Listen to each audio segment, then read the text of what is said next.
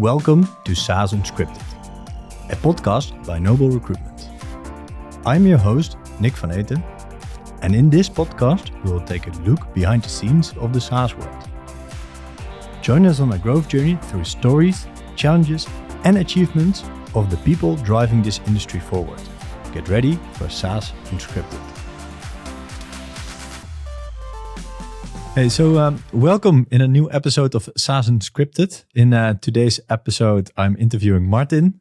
We are following people with an exciting career in SaaS. So in today's episode, it's your turn.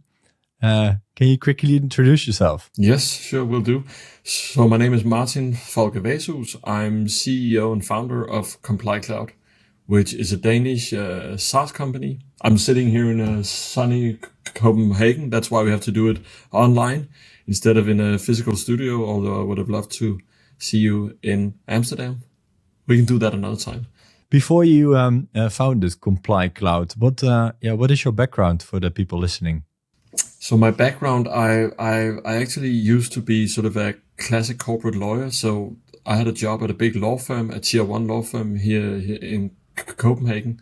I was there for 9 years, just short of 9 years. And I dealt with all sorts of types of cases that had to do with IT and digitization. That was my primary focus. And I was actually, I'm not, some founders, they found their company because they don't like the industry or they think something is wrong with it. I loved the role as a lawyer. So it was not because I thought everything is wrong here, I'm going to found a company to change it. But I just saw some opportunities that then made me found a company. But I was a happy lawyer, to be honest. And you mentioned that you saw so many opportunities that you had to jump on it. Yes. Well, I've had sort of the dream to build a company. I've had that for some time. So I've had sort of the founder dream. And I actually had 2 or 3 ideas where I made prototypes or demos or something else. But I never had the courage sort of to found those companies. And I think that was very good because all of those ideas, they were like me thinking that I had a solution for another industry. The good thing with ComplyCloud, which is what I ended up founding, is that it's about something that I know stuff about. So I'm very good at compliance and the law. So I know everything about GDPR and NIS2 and all these matters that we help companies with. So I really have the in-depth expertise, and I think that's a good thing for a founder, not just to see the business opportunity. That can be kind of dangerous because you don't know if you can read the market. So I really felt like here I had a read of the market. And just touching upon just a little bit more why the timing and so forth, because I founded the company in 2017, and I think it's rare to meet people who are passionate about compliance. In particular, kind of, it's at least it's rare to meet a normal person that is passionate about compliance. But I'm very passionate about it. And although that might sound odd, but just to shed some light on why I am and became that, it's before we got the GDPR, which I assume everybody who hears this podcast, they would know what the GDPR is because we've seen privacy notices and so forth, everybody. But before we got that, the word compliance was just for the regulated industries, finance, energy, pharma, so forth, because there were certain rules for them that they had to show that they adhered with. With the GDPR, compliance all of a sudden became something for everybody. So it doesn't matter if you are kind of like a hairdresser, or if you are kind of like a bakery, or you are like a big IT shop. You have to comply with the same rules. And that meant actually a very big sort of a step forward in who needs now to run compliance. And from my perspective, I felt confident that I actually knew practically how to do both kind of like the legal stuff, but also operational compliance. How do you do that efficiently? And I could just see that there was a problem in sort of the democratic society in the way that all the SMEs and the mid-market companies, they would not be able to comply with the IT security rules, with the GDPR, the NIS2 and so forth, because they don't have the muscle, they don't have the finances, and they don't have the competences. So I really saw a need for a company like the one that we then founded. Yeah. So basically you mentioned that it has become relevant for a lot more people, a lot more businesses. You were the subject matter expert on GDPR regulation. So the opportunity was built up, basically. So that was a good combination to kickstart your founder dream. Yes, if I may summarize it like that. Yes, and then maybe just to I've talked to you briefly about that story before, but there's always like, how did you actually start it? Because for everybody who's founded a company or who's thinking about doing it, that point in time where you really take the leap of faith, step into the void, that was a special experience for me, because it was a friend of mine who I was going to co-found the company with, and we had agreed and made handshakes that we were gonna, tomorrow we're gonna quit our jobs. It's gonna be, it's gonna be great. But then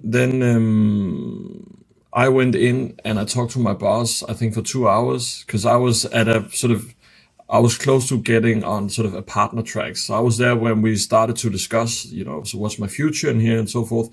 So I really had a good thing going on at that law firm. So I felt like to quit that, it took a lot of time and effort, actually. But I quit my job, and we agreed, like, if you walk out the door, we won't cross blades again. It's not a 2-chance thing. Yes, okay, bye-bye. And then when I tried to call my co-founder... that bridge was burned, basically. Yes, it was pretty much burned. Yeah. And it's not because it's burned on a social kind of level. So I'm still friends with my former boss. I see them and so forth. But it's just the career path is burned once you go out the door. And then I tried to call my co-founder to see how his quitting of his job had gone. And as you already know, you're already laughing. His boss was slightly more sneaky than my boss. So his boss said, "Isn't it true that you are about to have a baby with your wife?" Yes. "And you just moved to a new home?" Yes. "It sounds risky. I think that we should increase, your salary with, this chunk of money." And just pause there, because I know, it's tempting just to say no, but I think I'll just leave the room. You sit and think about it and call your wife. And then, he calls his wife, and then they agree that, it is pretty risky. Yeah, they are going to have a baby. And then he takes the money, and then he calls me and says he didn't quit his job.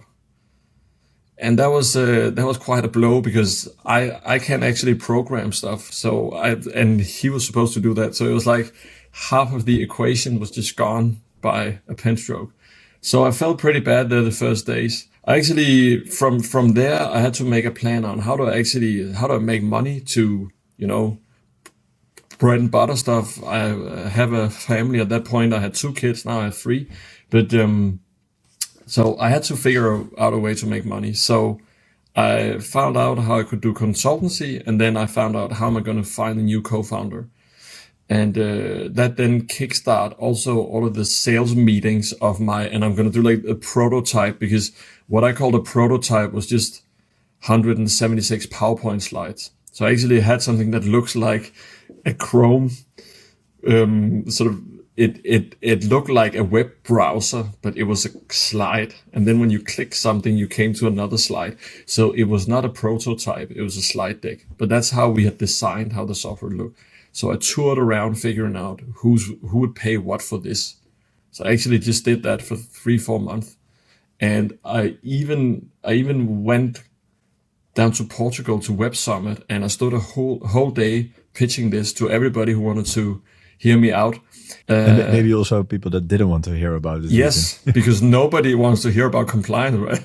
So it was people who were like, who had too high level of courtesy, who heard about my business, right? But I think in terms of we have a point, and there's a point for all founders, is it's a magic point of product market fit. It's a big thing for a founder to see really the evidence of product market fit. It's a moment of pride, because it actually works. It's a big thing to see that it works. It solves a problem. But I think coming to product market fit, it was good for me that I got that tough start, because the solution I had designed with the co-founder, who didn't become a co-founder, it looked totally different, and it was very much made under the assumptions we had sitting behind the desk. And something just happens once you get out and get the feedback. And I couldn't do that while I had my job. But since I didn't have a job anymore, I could do it. So it actually gave me a lot of extremely good feedback that made sure that the stuff we started to build was then the stuff that people would pay for. So from there on, we could bootstrap the company, and we built simple prototypes, me and then my new co-founder, who came in after 5 months. Yeah.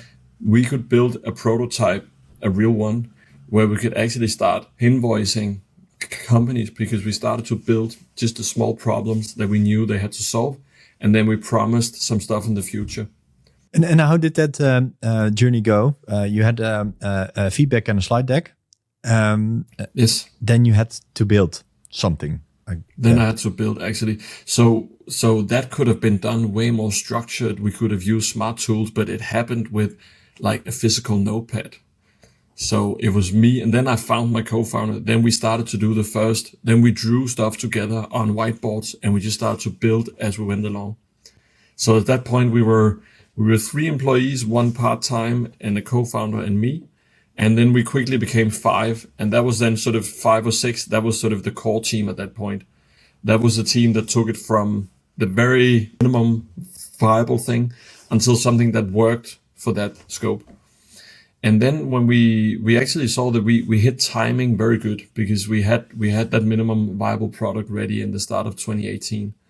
And 2018 was the year when the GDPR, it came into force. So a lot of the ones who were first movers on thinking they needed a system to support them, they were probably they had more willingness to pay us and take the risk that we could build the rest than they would probably have now. What point in time did you get the first revenue in for the software product? We got that, I think, in May 2018. I think at that point we called it a full-fledged SaaS, right? But it was an MVP at best, to be honest. Yeah. There is sort of I wouldn't call it fake it until you make it, but there is a point in time, a span of time in the very start where you need to, be explicit in your products to the roadmap. So you need to promise a lot of stuff on the roadmap. We don't do that now. So now we are very careful, sales team in here, it's not allowed for them to promise features. We need to sell it based on what we have today and what is working. But I think in the very start, you need to take that chance, because you have to sell part of it. The sales is on a dream on what it will be, and not necessarily just what it is right now, what you can see and feel. Yeah. How did you get your first customers? I think just from, who was the first customers I got from talking. I used to do a lot of presentations as a lawyer. So I used to participate in conferences, stuff like that. So I had a network, and I shared my story online and LinkedIn and stuff. And then people actually reached out proactively, and then I sold. So the first deals were 100% inbound, because they came from my closest network. Then when after half a year, then we really had to start, picking up the phone, calling, doing sales meetings, which is also fun. Yeah. So I did that. And then in 2019, we got the first person in who could really sell. His name is Glenn. He was then sort of the VP sales, or the sales director. I can't recall his title actually at that point. But then he actually came in and he started to build up the functions with SDRs that called, then to get a meeting, account executives who completes the deal, and so forth. And, I had no clue myself on how to actually structure that. So I could read blogs about it, but I am just a lawyer, and I've never, seen SDR machines work, stuff like that. So it was great to have him on board at that point. And I think in all companies, there's this first one person besides the founders who can actually sell. And I think that's a point in time of the founder story that you can recall, because then you see the real metrics and you see what it can become. And I think for ComplyCloud, that was him. That was Glenn. Yeah. He came in and he could really sell. And how did the business perform before Glenn came in? it performed pretty good compared to that we were just these 6 or 7 people, and we got more consultancy work in that we could actually handle. So the business grew fine. I think in the first year, you don't really try to measure like your percentage in growth, but 2019, 2021, we had like between 300 down to 150% year-on-year growth. So yeah, I think it was very good to get that kind of growth rates on a bootstrap business, because it was cash flow positive, not on an EBITDA scale, but on a sort of pure cash flow. Interesting. And what were other pivotal moments in that in the early days? I think there are also some product moments where we maybe transferred to another tech stack or something, but they are not that fun to talk about. I think hiring the right people, that's something that I've learned in steps. In the very start, with hiring Glenn and hiring a team for him, it was also kind of like a big learning. I started to see, so what can good look like in terms of sales? And then I've also had some new experiences now, because as the company evolves and grows, you need new types and profiles for your leadership team and for other roles. But I think hiring is something that I can just not emphasize enough how important it is. And I think in the very early stages, you are on your own, because you would normally, it's hard to use like a big recruitment firm or anything else if you're 2 people. But I really think I think we should have been a little more picky. I think we were lucky with the good people that we got. It was more a matter of luck than because we were good at recruiting. So I can't help but think, what if we hadn't been that lucky? That would have been a catastrophe. Yeah, that was the question I had in my mind as well. It's like, basically, you mentioned that Glenn showed you what good looked like. Glenn, he just wrote me one day.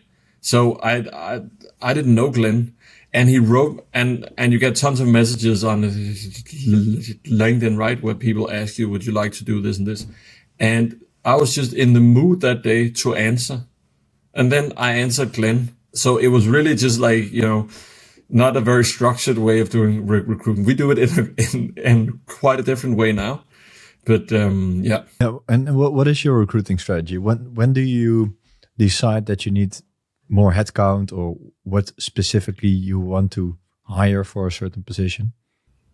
Well, we drive our growth strategy and financial model in the way, and we've become more mature in doing that over the past two years. But we drive it in a way so we have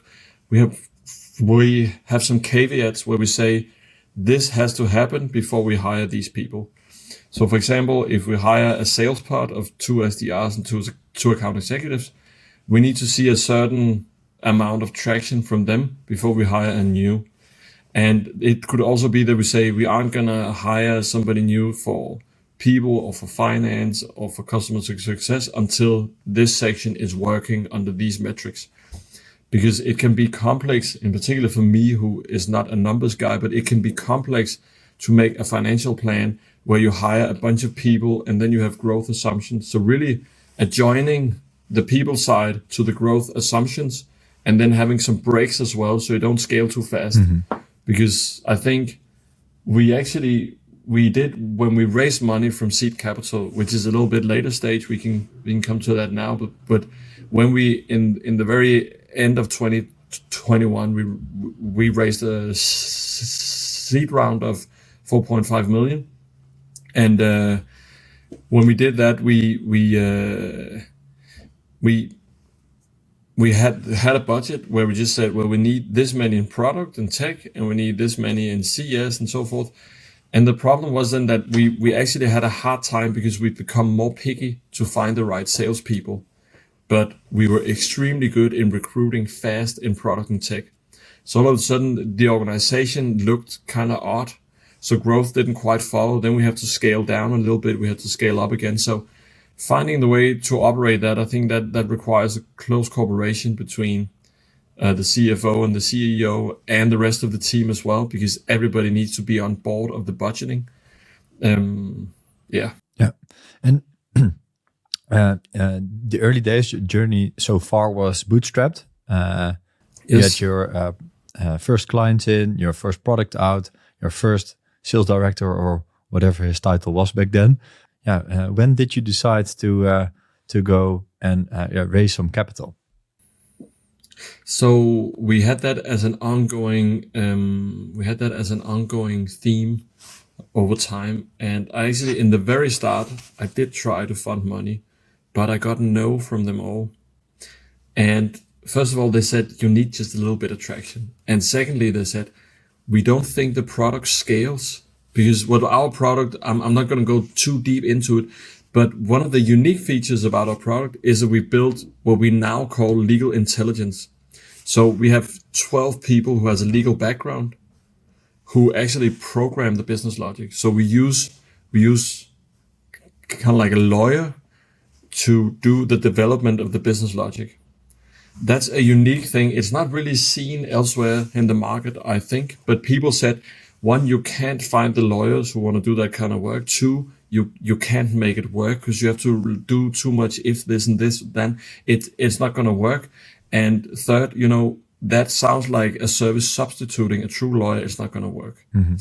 And I'm just very, I always like when people tell me there's something I can't, and then I show them wrong. It's super nice, but that's exactly what we've done actually. And that's exactly it's the main engine of the platform now, is what we call our own proprietary legal intelligence.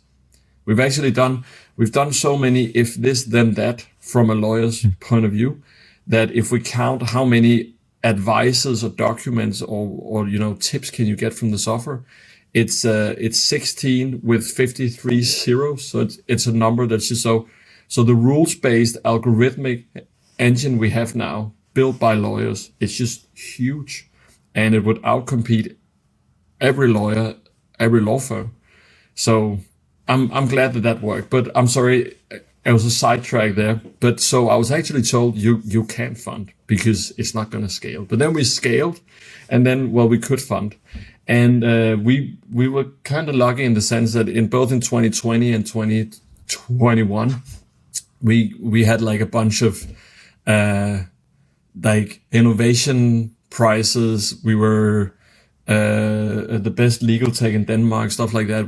So we got some prizes, and I always like to participate in competitions. I'm very competitive by kind of nature. So I also signed up for a bunch of pitching competitions.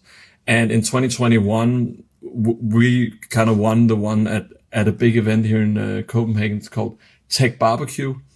And at that scene, there were quite a lot of people, and there were a lot of VCs there. So we won that, and I received like a giant kind of barbecue, right? Because it's called Tech Barbecue.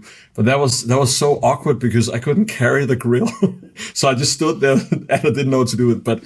But yeah, okay. So we won that. And then I got into talks with a lot of VCs, and then we decided, let's make a push now and see, is the timing right? So what will the market give? And I think that point in time, that was again something to do with luck. It's not because I read the interest rates or know, the macro economic climate, but late 2021 was just the best place and time to raise money. So we were quite successful in that, and we've partnered up with Seed Capital here from Denmark.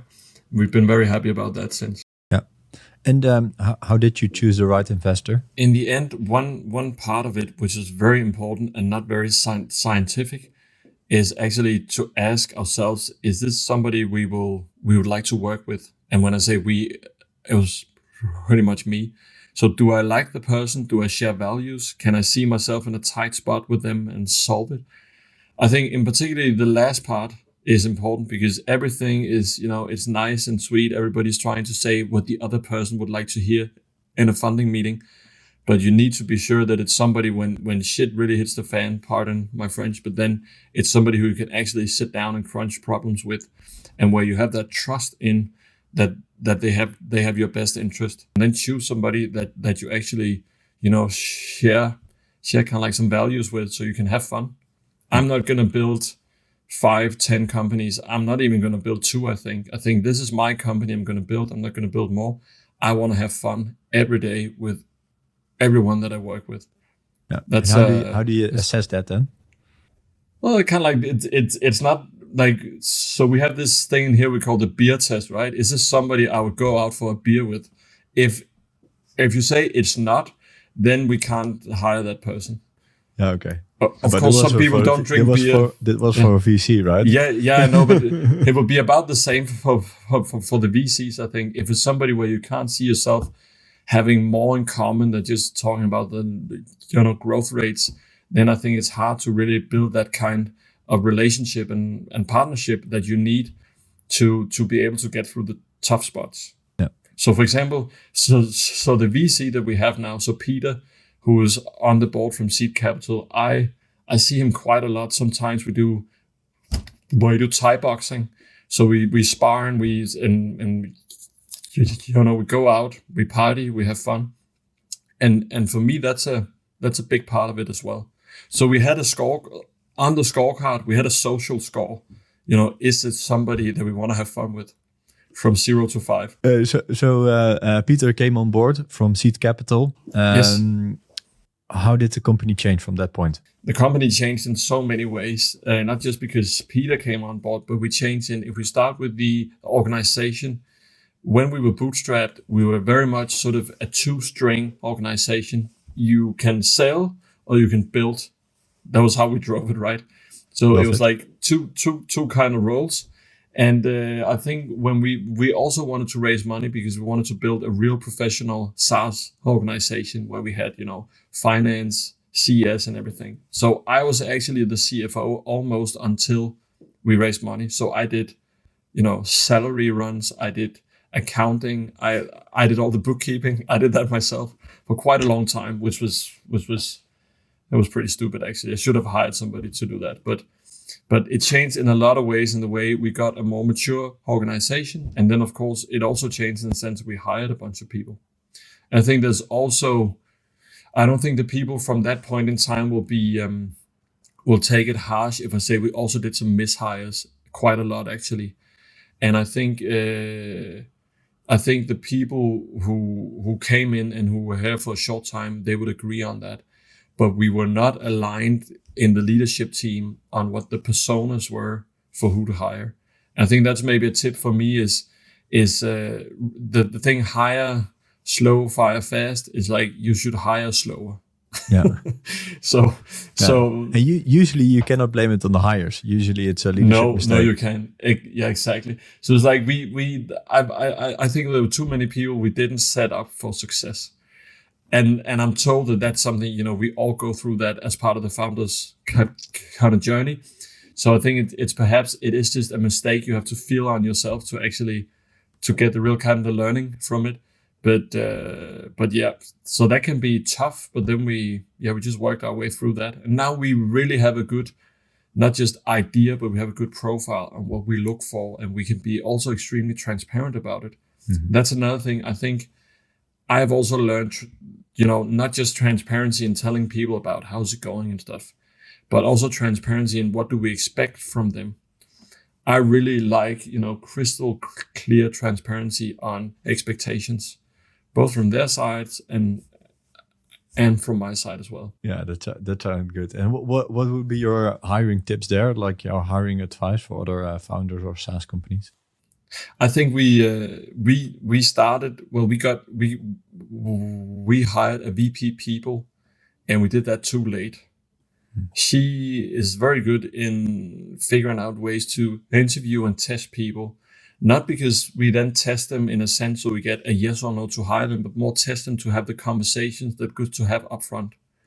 So I think a tip for me is sort of to make a structured, professionalized hiring process, where you actually make sure that you look for the red flags. I have a tendency when I really want to hire somebody because I think they're nice, then I have a tendency to talk around all the red flags. You need to do the opposite.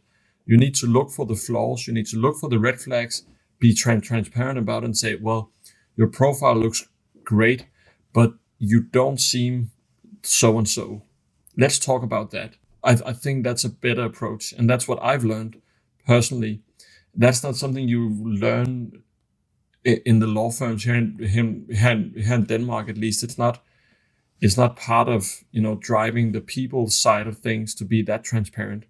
But I really think that is an advantage and a necessity. And do you have then also people that are a really good fit with your business and people that who are not? Of course, but what would that be? So it happens still that we hire somebody who would not work as good as we'd hoped for, but I think we have a better way. I said structured hiring process before, and just to shed some more light on that, what for me it means that first the qualifications they have to ensure that we have somebody on the team who can actually test. Do they have the toolbox? Because that's the first ticket in. If there's a check mark there, then we start to see, do they have a cultural fit?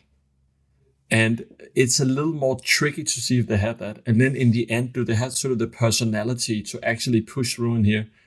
I always make these examples like, I tell people, you have to be aware, we're well funded, but this is not, you're not going to come in and just drink a lot of kind of like matcha tea and eat avocado food or stuff. It's a pirate ship. You work hard, you get low salary. There's no honor, glory, or anything. It's just, enjoy being a pirate. That's how it is pretty much. You need to have that side of you where you just love that. If you don't, then it's not really your place. We have a culture that we really want to drive and also protect. And how do you vet candidates for culture? And how would you describe your culture? It's super difficult. So let me start with just describing the culture very briefly. We have sort of 3 words or sentences. It's the team comes first, always, and we don't leave room for prima donnas. That's the first. The second is we act with decency, so we're always decent in every aspect. The third one is that you have to have passion. I need to see the fire in people's eyes. So it's those kind of things that we test for. And then it's also just, I don't know if I think it was Slack or some other company who, as part of like the very kind of young days, they just had this big kind of like a neon sign that said, "Don't be a dick." And that was the culture, right? And I think that's, simple as it may be, it's a good test to actually see, are people nice people? Are they people that you want to have a beer with? Or do they treat other people nice? Because if you have people with talent who also act with decency, then you would most likely have the rest as well, team players and so forth. So we just try to ask them. We also do personality tests. So we have a test that we give feedback on and stuff like that. Mm-hmm. But it's hard because I can't really give just like this kind of methodology on how you do. It's a sort of, it's a one-to-one thing, how you see and test that. And where do you see the company growing into? Well, so like the VC answer is, we'll be EU category leader of compliance SaaS, right? But besides that, I really hope and trust that we can sort of keep to building the team. My first dream was to build a product that worked to solve a complex problem, and to build a team that was really a great team. The team dream like we have with Manchester in Ferguson's days and so forth. A really good tight team where everybody just had each other's back. So continue to build that in here. That's where I see the company going.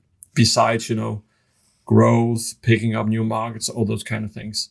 That's the dream, of course. But that's just growth. That's what any SaaS would do, I guess. What are your personal ambitions? Yeah, I get asked that, and I don't, well, it's not that I don't know, but I think the primary thing for me is to be a great leader. I really want to be a good leader where people feel supported and they feel that I empower them also to develop more and become great versions of themselves, both professionally and sometimes maybe even personally. I don't have a plan of in 5 years we either exit, IPO or something else, but of course I also have a family, and right now I'm working quite a lot. That's no secret. It takes hard work, And that also means that sometimes you have to sacrifice some things that hurts. And I'm not gonna do that for 30 more years. I can imagine. Yeah. So you said that when you started, you had 2 kids. Now you're a father of 3. Yes. How have you balanced that out? Well, first I have a great partner. So the co-founder of my home and kids, she's a quite fantastic woman, and she's been supporting me the whole way through. I really think it's easy for me to say because I have that support, but it's really key to have that support at home. So somebody trusts and empowers you, saying you can do it, because sometimes you will come home and you'll be like feeling this classic thing. Is it all bogus? Can I even do this? Why am I even CEO? I'm just a moron who have a law degree, stuff like that. And you need somebody who actually empowers you and, provides that strength in you. And she can really do that. Besides that, of course, there are like the practicalities. How do you, what time do you meet? Who hands in at school? Stuff like that. We are just, I think we're just good at, I wouldn't say alignment, but we just agree on how do we do stuff and then we do it. Yeah. And then she's then not so long ago she chose to take a pause from her work, so she doesn't work now. She just take care of our 3 boys and the home and a lot of stuff we do with families and everything else. So building the business is a holiday compared to her job. Yes. Yeah, well, to be honest, sometimes to come in here, sit at a clean desk with a cup of coffee, there's wide enough to. That's something that I don't experience at home very often, because I have 3 boys. Will just be 3 boys, right? And it's 3 very sort of outgoing boys that I have, which is super nice, but it's also tough work, just like it always is. Yeah, I can imagine. I can only agree. Yes. Any other challenges you have faced with growing the company? Well, tons of them actually, but I think we've been through the most of them. Maybe just one last on a personal note is that and that's maybe it's hard to. You need to not change your personality, but you need to change the perception of yourself you have the whole time, depending on sort of the circumstances and the role and stage and the size. And I think that's tricky, because sometimes you need to Teflon yourself because it's tough times, and sometimes you need to be soft and you need to be able to show your feelings to people so they know you're real human and so forth. Really adapting to that, I think that can be tough. Yeah, because I can imagine that at some times all the pressure is on you as a founder and CEO of the company. How do you balance that? You have all the pressure. For the team, you're the big boss, the CEO and founder. How do you balance that? Well, I think one thing is that I've just said to myself that that's just a fact of life. So sometimes I need to carry some pressure and still smile. And I also enjoy that a little bit. I like to take the majority of the weight in it. I actually do. It's also because I like to tell myself I don't know what that says about me as a person as well, but I like to tell myself that kind of like the narrative. I go in front. I'm always there for the team and so forth. So I don't mind that. Sometimes it's hard. So I have some of the members of the leadership team in here and my wife, of course. I can really deep dive and talk with them about this. So I have places where I can go to load off and talk about it. I don't think you can carry it alone. That's not feasible. But again, my wife is the strongest support in that sense. And if I didn't have her, then I'm not sure that I would love that kind of narrative, because I couldn't carry the load then. Yeah. I learned that you choose your partners wisely in that sense. Any other tips you have for aspiring founders that want to build a career like you? I think for aspiring founders who are still at the tipping point, should I do it or should I not do it? I think you should do it, because, at first I thought, am I going to regret this? But everything plays out right in the end. It always will. So when a door closes, another one is going to open, and it tends to be more than just one. So I think you should do it. Found a company is fun and hard. Yeah. And how have you seen that in your network a lot? Like colleague founders, they all have their own story, of course. What have you learned from their founding stories?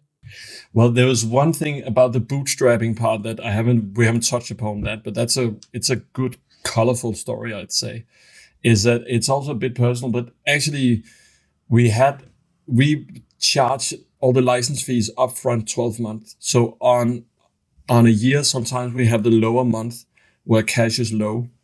And we had in particular 1 month in March 2020 where we didn't have enough cash.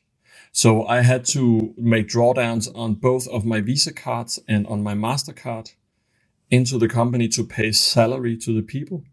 And I had to do a guarantee to my bank. And then I got a phone call from SCAT, the tax authorities, who said, your tax should have been paid 6 days ago. We're going to come to your house and take security in it. Your kids shouldn't be home in 2 weeks. So then I had 5 days to find a lot of money. And I think that was when I really started losing hair. Cause that was tough, but I did it. So the help from my bank and but I also took like a loan in my house, and I gave a guarantee on, like, it was almost like my kids and wife and everything was just on the balance there. And that was also to get the support from my wife in that point of time. That was amazing, because she could also have said, this is not responsible anymore. But she just said, if you don't succeed, you'll just find a normal job and we'll get back up. Because of course you can find a normal job. And I think that's it's not that you shouldn't consider all the risks, but I think it was paramount to go through that.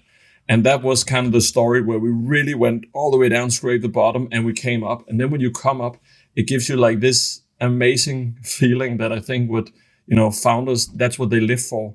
It's not necessarily the growth numbers. It's when you overcome these amazing problems that seems like they cannot be overcome. That's where you feel alive, right? Yeah, I even feel alive hearing it, not even experiencing. Oh, wow. So tax got their money. They didn't come to my home. We paid people's salaries and we grew out of it. So that was kind of like the short story. We sold our way out of it. Wow. That was a tough spot. And the hair went off. Yeah, so that was a tough pirate journey, I guess. Yes, it was. It was. Interesting. Indeed. Hey, that was interesting story to hear, Martin. Not only the last pirate story, but the whole story from founding the company, having no co-founder from in the early days, pitching your slides to whoever wanted to hear it, bootstrapping into a company that you pitched to a lot of investors that no one want to invest in. Up to a point that everyone wanted to invest in it. So that's very cool. I think you are the right guy to scale this to the next level and be that worldwide player that you just mentioned. Thank you very much, Nick. Thank you. Again, thank you very much for joining us on SaaS Unscripted. And we'll be in touch, Martin. Thanks a lot. Thank you very much for having me. Have a great day, and thanks for listening. Thanks for joining us on SaaS Unscripted. To explore the latest career opportunities, visit our website noblerecruitment.com. And don't forget to subscribe and leave your review on your favorite podcast app. Until next time on SaaS Unscripted.